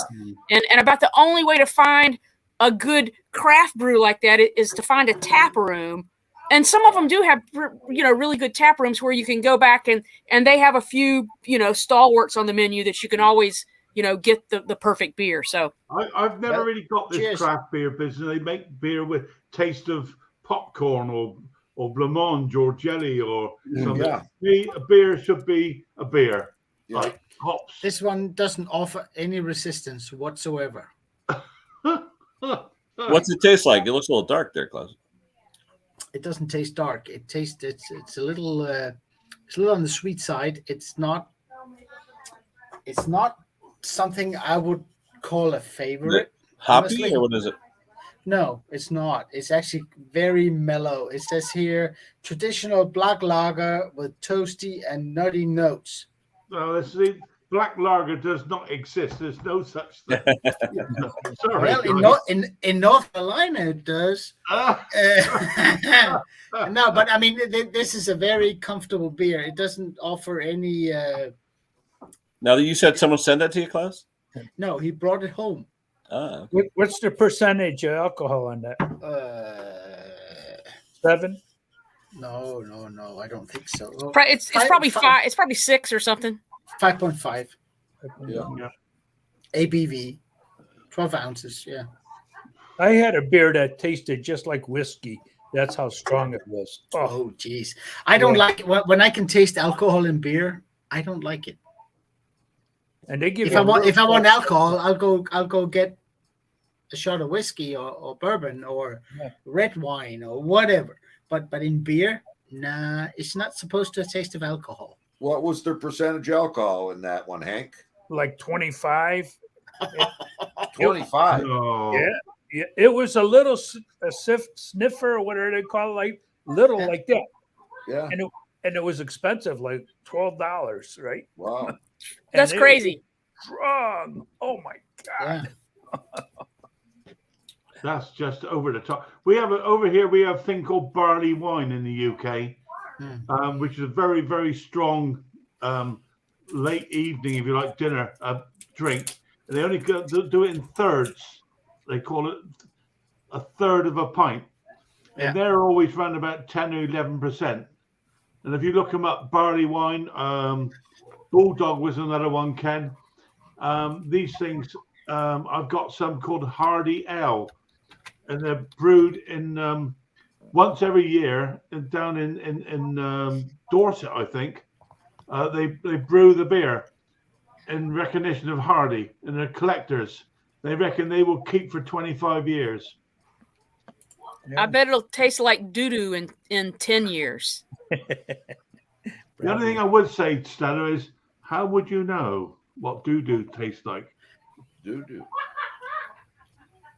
Well, here's one, Klaus, barley Not a wine clue. style ale. Yeah. If you Yeah, look up, it's pretty strong. It's pretty look strong. up Thomas Hardy Ale, Ken. Thomas Hardy. Yeah. What do you mean, like the character? THOMAS. Yeah. Hardy. Ale. It's brewed once every year. Thomas Hardy. Been doing it since, oh God, the year dot. Created Is in that the actor, 1968. Tom Hardy. He's an actor, isn't he? Oh yeah, barley Tom Hardy? wine style. Yeah. He was a writer. Oh, He did Far From the Madding Crowd, all that stuff. My family's got a relationship there or something with him, whatever. But I've got about 5 or 6 of his or theirs. They'll never get opened. I mean, they're collectors. They will. Each bottle will probably be worth £30. There we go. Look. Yeah. Very cool.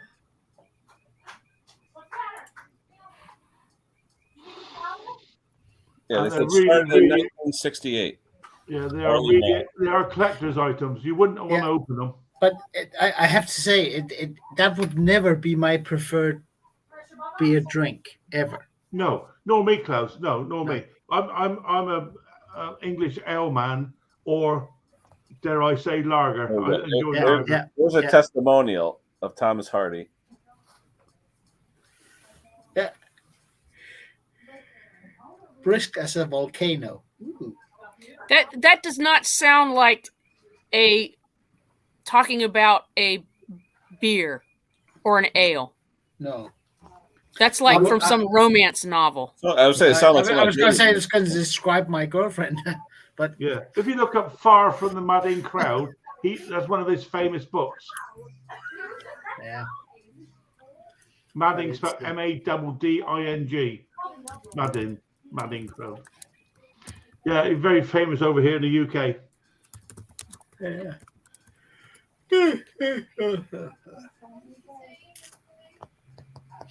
There we go. There we go.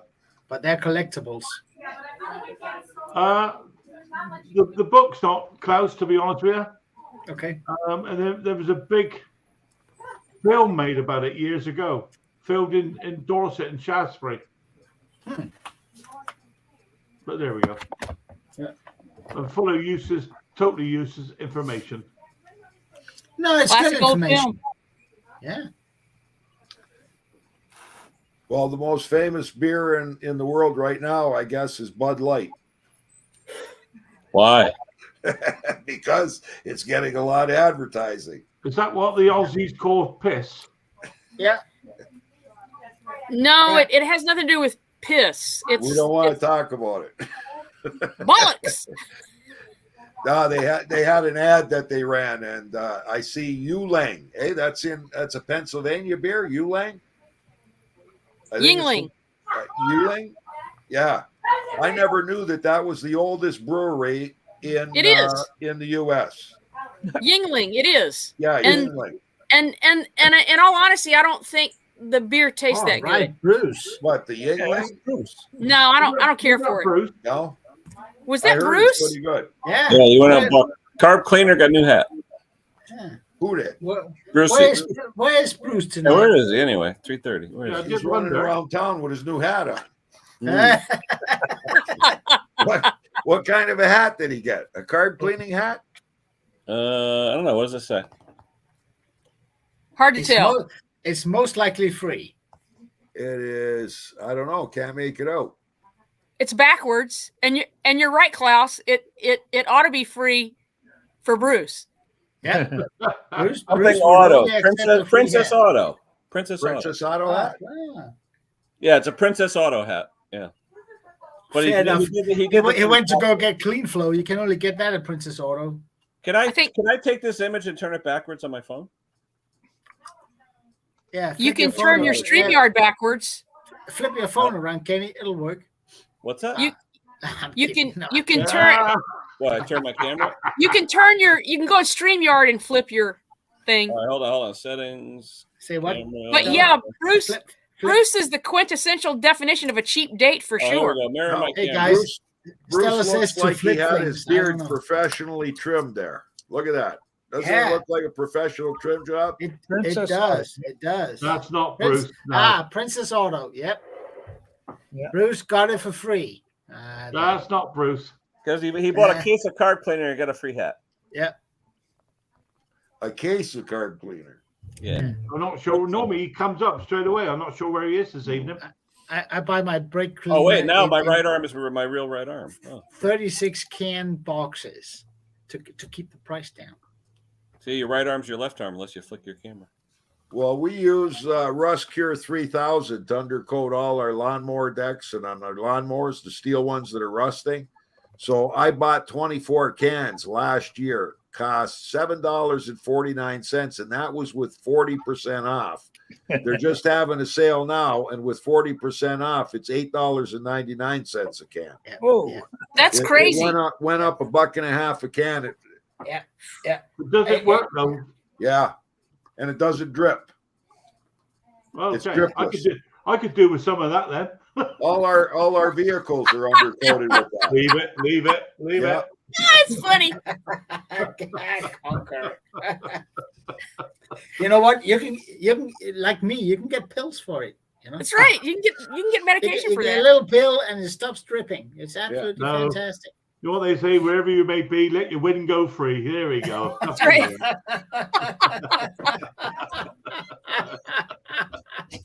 All natural. Yeah, put the link up for that. That material, Wayne. I don't know how to do that, Phil. No, you can only get it in that's Canada. Jake's job. Canada. Yeah, but it's called Rust Cure 3000. I don't even know if you got it in the States or in the UK. I've never heard of it before. I use something called Tactile ML. Do you know about that? No. Conk. And then another big one in Canada is Crown. KRON. Crown. Hold on. Let me do a Kenny here. Hold on. Hey, Stumpy, how you doing, mate? When's Mick going to do the Stumpy challenge? He said he's going to do a challenge one day where he tries to clean a carb with one hand. I'll tell you what. I'd take my hat off to Pete, the Stumpy. Yeah. How he does his job, I have no idea. No. I watch his videos. We met him up at Semtex. We met him last year. And what a really nice guy. Do you know this stuff, Conk? No, I never heard of that. Never. What's it called? Tactile. Tactile. Luftpistol. Yeah, go right there. Yeah, that's Elrum Luftpistol. Actually, I think Hammerite that's the stuff. That's it, Kenny. Paint Hammerite on, that'd be all right. That'll sort it out. You get that in the States, Ken? Yeah, Amazon. 2 cans. Wow, $40 for 2 cans. Whoa. Yeah. Wow. Canadian I Tire. think used engine oil on the end of a paintbrush does a great job for me. It'll work. Yeah, what about the mowers? Now that we are talking about that, let me What, oil? hold on. First, used engine oil is about as toxic as it gets. That's why I use a paintbrush. My buddy used that on his wooden cabin for years. Second, it's not water displacing. You want something that is water displacing, because if you got those little rust flakes inside your deck, you want something to go in there and displace the water. And put otherwise it'll just keep rusting right under the oil. Yeah, and you want to, and this stuff creates a bond too. With the metal that keeps it separated, anything from it. Yeah. I'm not saying used motor oil isn't good. It's good for a lot of stuff. It's just quick and dirty and cheap. Yep, it is. But if you don't have anything that is penetrant or displacing, you can actually coat something that will keep rusting.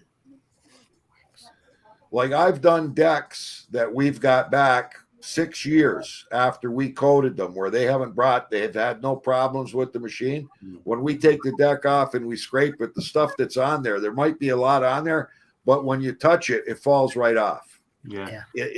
And you look at the deck and you look at a picture that maybe Jake took 6 years ago, they look identical. It didn't do any more damage than what it had done before we sprayed it. Yeah, but the problem over here, Wayne, is rust. We get rust over here. Everything's wet. Everything's damp. You know, if it's going to go rusty, it would go rusty in the UK. I'll be honest with you, mate. Well, over here, most of the mowers you get that are going into scrap, the engines are good. It's the decks that are shot. Holy schmoly! This is wax oil. $75 for 3 cans. Yeah, that's good stuff, mine, Stella. But wow, expensive. That's kind of crazy. Yeah, that's a lot of money. Yeah, it's a little rich for me. Well, the reason I never use stuff like that is that my sense, based on a lot of the other restorations that I do, is if you don't get all the rust off and start over again, you're not really doing anything but putting a temporary Band-Aid on it. That's just my feeling, but I don't know. I mean, am I wrong about that? We're just trying to get them more years out of their machine before they got to throw it away. Yeah. And like a lot of them are still going. Well, like the Hammerite, you see, they say Hammerite you can paint on rust. Yeah. But I've seen that paint just peel off. I use a truck bed liner. Yeah. Yeah. Perfect. But you don't have to like scrape off all the rust and get it down to bare metal? Well, I get as much off as I can with the wire brush and everything. Gotcha. You know, then I put it on. Wipe it down. Then put What's the name of that stuff, Henry? Truck bed liner. Okay. It's like a rubberized kind of coating that they put in pickup truck beds. And I would think that it would leave kind of a textured finish that might tend to grab grass. Does it do that? I have no problem with it, you know. Really? Yeah. It's a great idea. Excuse me. I've tried ceramic paint and that chipped off, but Yep. Let's the face it, first underneath a mower deck, that's a pretty nasty place to be, isn't it? Let's face it. You've got water, dust, stone, acid from the grass. If it's, you know, it's the last place you would want us to be in, isn't it? Let's be honest with you. It's a pretty unpleasant place. And we missed out on, we've got that MTD stainless steel mower that we bought with the stainless steel deck. It's the only one ever made, that I know of with a stainless steel deck. In Hamilton, there was one advertised, a self-propelled one, $150 in running condition. We were ready to drive 45 minutes to pick it up, but it got sold. Yeah.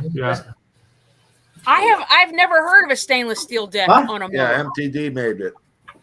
1 year Excellent. old. that kept in and out. Grass In and out, doesn't in and stick out. to it, Stella. Hey, Randy.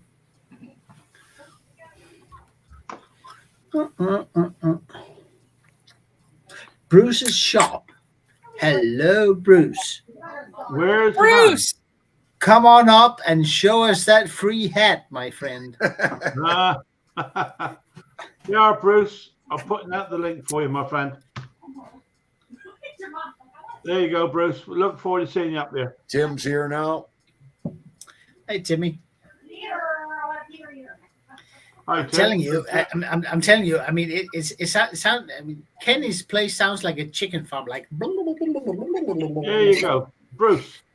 If it isn't, There's the Oh, princess himself. somebody got something for free today. No, No, you have to be a special customer there. Yeah, but you but Bruce, you got it for free. Fess up. Absolutely. Yes. Absolutely. What other way is there? Come on now. Yeah. So this Wayne, this is Canadian as it gets, except for the Eliminator Performance hat, Yeah, plaid, and Princess Auto hat. yeah, you got it. And the shirt matches the hat, or the hat matches That's the a shirt, total right? accident. Blues. Yeah. I'm probably radiating with a little bit of pixel. Yeah, we were getting worried, Bruce. We hadn't seen you for an hour or so. We wondered I where know, you I were. was here. I was here. Ah, Phil, The hat Phil, must have had a good sale on today. Well, you know, they had a scratch and dent sale on Canada wide. Oh, So I went down there hoping to get some small pressure, high pressure water pressure pumps, you know? yeah. Pumps. And they didn't have anything under $150. Yeah. So I got some carb spray, which is the clean flow carb spray, which I never use. And, I think you're watching it, Bruce. so I had it was actually a little bit of a disappointing shop, but that's okay. I don't get out of the house much. No, There, I you got on my, vacation. yeah. Yeah, Jake was upset the other day. He said, "I knew I should have bought that pressure washer pump for $129 last year. It's $229 this year." Yeah. Well, you don't need. Wow. Yeah, that's exactly right. Inflation's everywhere. Yeah, You don't need to have the exact size. The big thing is that they physically fit. Like Yeah. on the horizontal size, the horizontal shafts are 3/4 or Yeah. 5/8, and then the vertical ones are 7/8. And you have to. That's all you got to do is make sure they fit. Yeah. Really doesn't matter if the engine's bigger than 5.5 horse, buy a pump. Yeah. How are you, Phil? I'm a great, Bruce. Thank you. It's good to be back. Yeah. Yeah, it's good to be back. It really is. It's yeah, it's been a bit of a long haul, to be honest with you. But there, I we got through it. totally understand that. Yeah, yeah. no, The you joys never of heard. getting older. You never heard the earlier stuff, Bruce. He was drinking 30 drinks a day on the boat. Ooh. No, That'll only do up it. to 29, Wayne. 29. I want to get some light. Yeah, it's it's another one, Stella, from North Carolina, from Winston Salem. Oh yes, Right, yeah. hopium. Yeah. That's a good one. It's a little on the bitter side for me. So I mean, it has a kind of a bitter aftertaste, but I find that the hazy IPAs, which are unfiltered. This is from Asheville, North Carolina. Yeah. It has enough of a I don't know, sort of a citrus sort of accent to it that it, for whatever reason, it tends to sort of overpower the hoppy bitterness that I'm not real fond of. So okay. yeah. Well, that's There's some- a traditional IPA. British is India Pale Ale. It stands for. Yeah. And it was originally made very hoppy and very alcoholic, so it would keep on ships to go That's right. everywhere. That's why it's very hoppy. I The personally love that the, taste. citru- the, Yeah. the citrus flavoring comes from the hops. Yeah, Right. absolutely. The Different types of flower. hop. This one. It smells so much of flowers. It's unbelievable. Right. And that also comes from the hops. So, cheers. Yeah. Cheers. I wonder if Kenny thinks that his camera's down and his mic is off at the same time. Is that this is Spotty Mouth in the background we're hearing there? No, they're having an Easter egg hunt. I've muted Ken because he's got a house full of kids there, I think. Perfect. Or chickens, or chickens, something. Yeah. On an Easter egg hunt. Yeah. What, 2 weeks after Easter? It's the adult. And the eggs have alcohol in them. So. Oh, okay. Well, there you go. But what eggs are they looking for? Yeah. Yeah. So I just took all my jewelry, what do you call it, treasure, down to the gemologist today, and I had them all assessed. And there's only one that's really worth anything. It's a little. I was hoping it was a ruby, but it's a garnet on sterling silver. So the ring's worth about $200. Nice. You got $200 for. I didn't sell it. I'm saving it for my my great niece when she gets a little older. Oh wow! Well, worth doing then, Bruce. Well done. Pardon This me? from your treasure hunting. Yeah, it's from my metal detecting. Beautiful. Nice. Yeah, garnet's January stone. That's right. Very good. Is it a black? No, is it dark red? Isn't it garnet? I'm trying to think. Yeah, it's Dark a deep red. And Blood red. It's almost impossible to tell the difference between a deep red ruby and a deep red garnet. Yeah. But the gemologist was there when I came in, and unfortunately, it was a garnet, not a ruby. And I had another one there. I'm sorry. Am I invading? No, go ahead. We're just talking about alcohol. I had another one there that had a pink stone in it, and I know that pink diamonds, even the smallest pink diamond's worth $500. So I was all excited about that one, but it's just probably a pink cubic zirconia. So how do they test if it's a diamond or not? Do they put acid on there, or how do they? They actually use a reflectometer, and they hold it up to a light, and if it reflects some kind of a light, it's a diamond. They use that. So I know with gold they put acid on it, don't they? If it changes dark blue or green or some such thing, yeah. And they can and they can assess how much, how many, if it's 14 karat, 18 karat, or they can even tell, like on a coin that's a counterfeit, they can even tell if it's deep or narrow or shallow. The test equipment they have now is way better than I got here.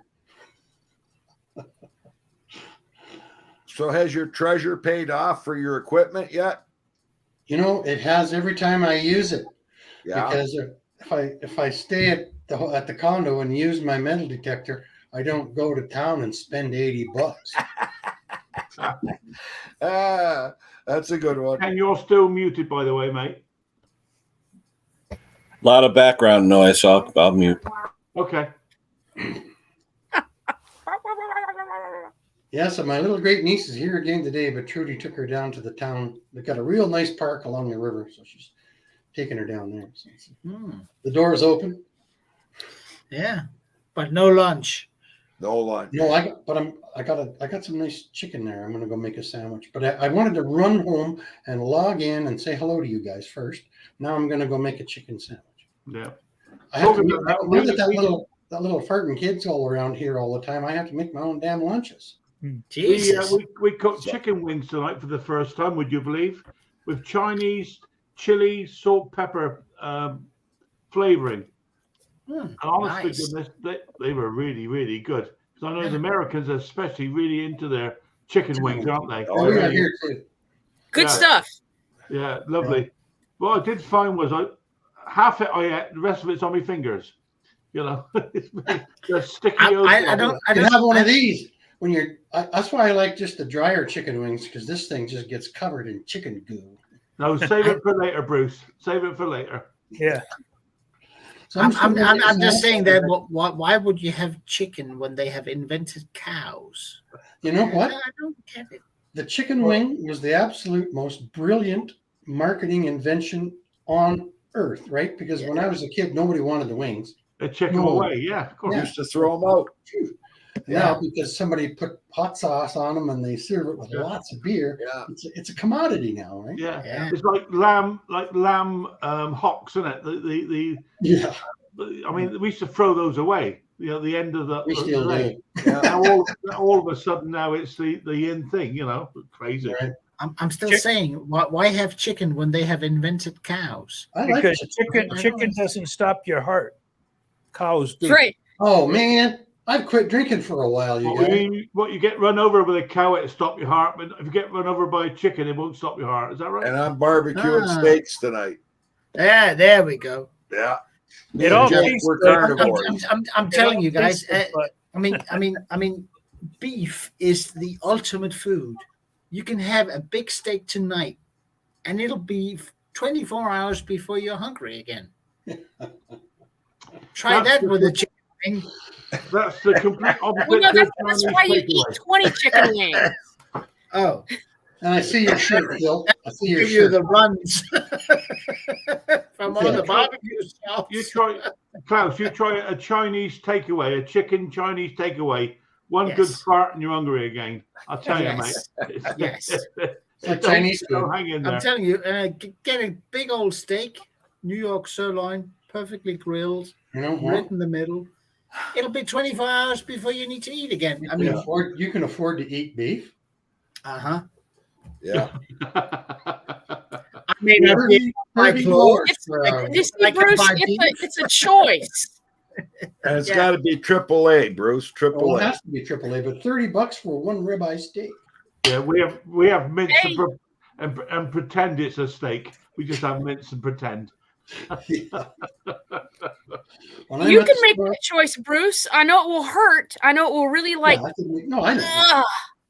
Spending that kind of money is going to hurt. I'm so lucky. I live in a very agricultural country, Well, you know, and yes, beef is still expensive here, but I can still pay for it. so I have a friend who's a farmer, right? And he's not getting maybe 10% more for his beef on the hoof, but it's tripled at the store. Yeah. Yeah. We use Somebody's making some money. And We, it's not the we- butchers. the Right. local guy over here. He's got I think they're called Scottish Highland. They're cattle with big horns. Big shaggy coats. Big long. Yeah. Yeah, you buy a quarter of those and you're set for a while, and we do. You know what? We bought beef bulk once, and we got a lousy cut. It tasted like wild antelope. And, like pasture, yeah. from then on, we are still buying by the cut now. Yeah. It's if the butcher is. No, it was We've had that, and I think the butcher was basically a pig butcher. He usually butchers pigs. Oh yeah. And he didn't do the cuts right, and that there were bone splinters in it, and it was not good. It was not good. Bone splinters but- and beef. Wow. But when you buy a quarter of a cow, you're set for a while. It's good. I like it. Yeah. Well, this It's, cow was supposedly like one of those what do you call it? Earth cows that was just grass fed. You know, it was awful. Organic. Yeah. Organic. Yeah. No, but I don't think it matters that much about the cow. It's about how long they age the beef. No, this was Because if they only go the recommended 28 days, that's not enough. I don't No, think you eat cow. no, you can eat get steaks off of an old bull, and they're terrible. Oh, Yeah. Anyway, I got to go make a sandwich. I'll be right back. you don't eat cow, and you eat bull, right? If I have bull, cow beef, yeah, probably, you can have cow beef, yeah. it's probably minced. Yeah. Yeah. Henry, you're frozen at the moment, mate. Henry, where are you? There you go. There he You're is. back. No, No, he's he's not frozen. You're back, yeah. You're not frozen. You were just very still. Yeah. You were just not moving. I think you'll find that you can have cow beef, but it obviously young bullocks are heifer. Yes, you can eat that, no problem whatsoever. Yeah. Old cow meat is not good. No, unless it's minced. Yeah, sure. I mean, when you talk about Yeah. cow, I mean, a cow can live 10 years old. A cow can. I mean, they tend to be slaughtered at the end of their lives for the milk. Yeah. But heifer beef or steer beef, they're young animals. They're absolutely fine, no problem whatsoever. Oh yeah. The other issue is the way that I don't want to go into details, obviously, but the way they're slaughtered is all about stress. Yeah. You know, stress-free animals give stress-free meat. You know, and there we go. I when I go to the store, and particularly if I want to do hamburgers, I always buy 80-20 meat. Yeah, yeah. You And can go by the color of the fat, by the way. If you ever look, white fat on a steak or on beef is barley fed. If it's yellow, it's grass fed, and you cannot change that. No. So you're better off, if you can, to have the yellow fat, because that's grass fed beef. Yeah. Barley beef is intensively grown. Whenever I get, I mean, in our shops, in our supermarkets here, it's all fat-free beef. This fat-free beef. No, you can't have beef. And then I go up to the counter and say, "Can I get some 80-20?" And they go, "What? Yeah. You want fat in your meat? Yeah, sure. I do 20%. Yeah. Can you make You can't make a burger. You know what? Sometimes they don't even have it. No, that's true. I tend to buy. And it's like well, how do you make that beef taste of anything? Sure, absolutely right. And so if it's just fat free, just give me vegetables instead. It'll taste of more, you know. Well, you cannot make a decent burger with fat-free beef. It's not possible. No, you cannot. You cannot. 20% is much better than the 5%, even 10%. But one of my party tricks here is I barbecue a whole pork rind. Not pork rind. It's a pork loin. Yeah. It's a big piece of meat. You put it on the barbecue, and it's got crisp rinds on top, and it's a thing. And then when I go shop for it, I always pick the ones that has the maximum amount of fat just between the rinds and the meat, because that means it won't go dry. Yeah, sure. And I go to the butchers. You know what? Did you got anyone with a? And they go, no, people don't want that. I want that because I don't have to eat. I don't have to eat the fat once it's grilled, but I need it so the meat doesn't get dry. So it renders down. Just wrap it in bacon. Well, yeah, but I mean it's a whole pork thing. It's a $50 piece of meat with $100 wrapping. That's right. Yeah, it's the good stuff. I don't think bacon would give the right flavor for what I'm making here, because it has a particular flavor when you do it with the rinds on, because you eat the rinds.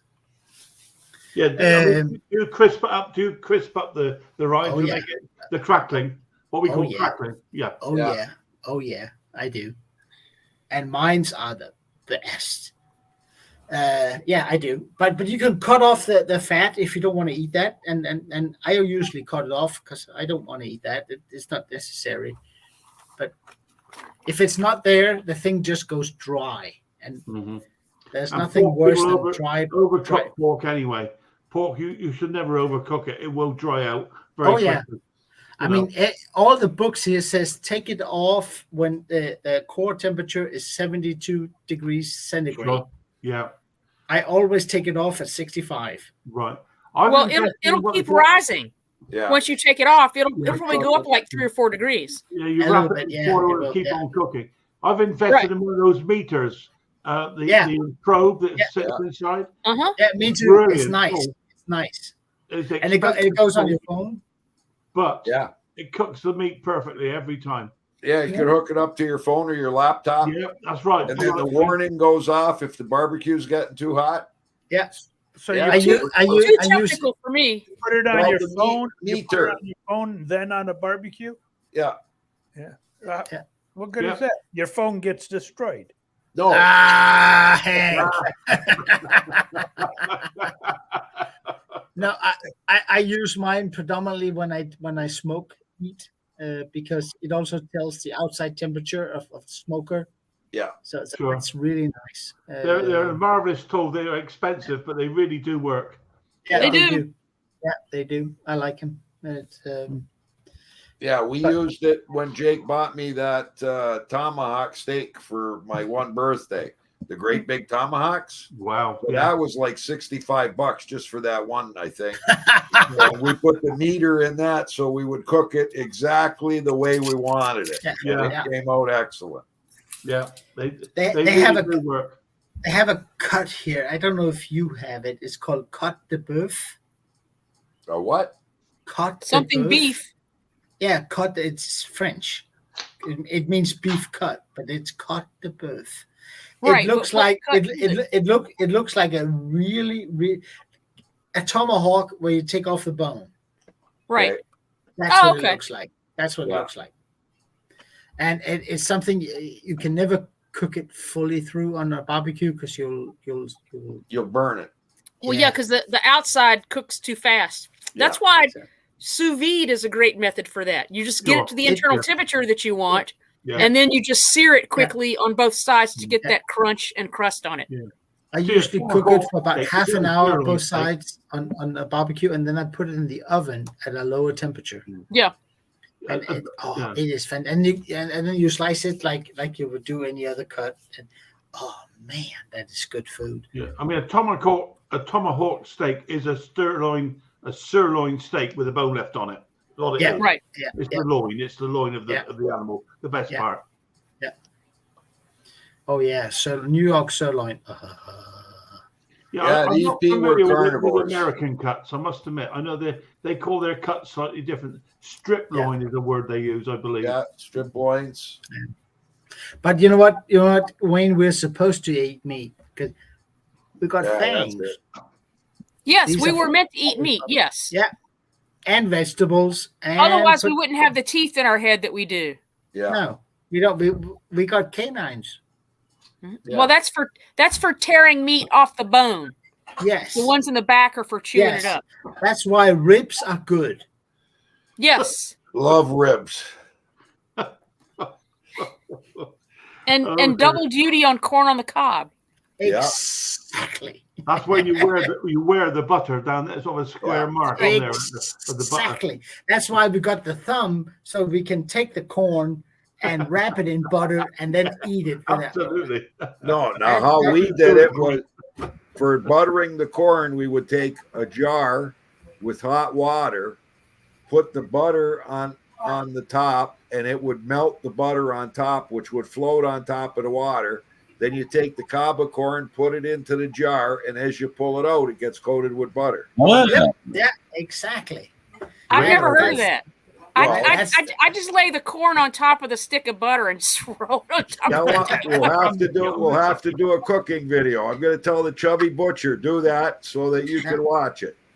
Oh, by the way, Wayne, my stickers are a little bit delayed because I hold on. I think I have it right here. Maybe have it. Maybe have it. Don't have it. Maybe have it. Hold on. That's what we used to use. I thought the package came in the other day, and when I opened it, there was a gray T-shirt of something.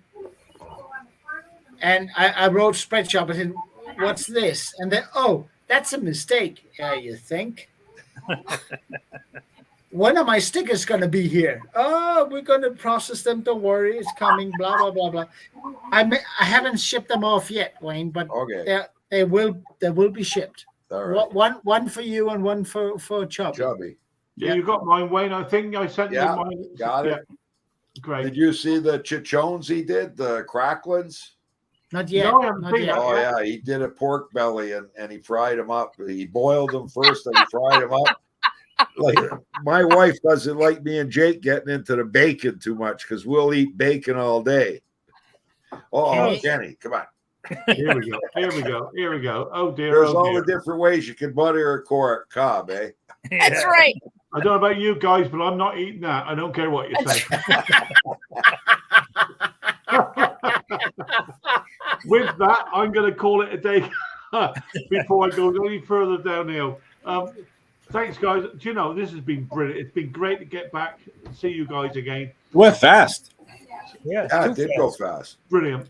We actually caught small engines, too. This was a good show. We did a little bit, didn't we? Yeah. Until I got here.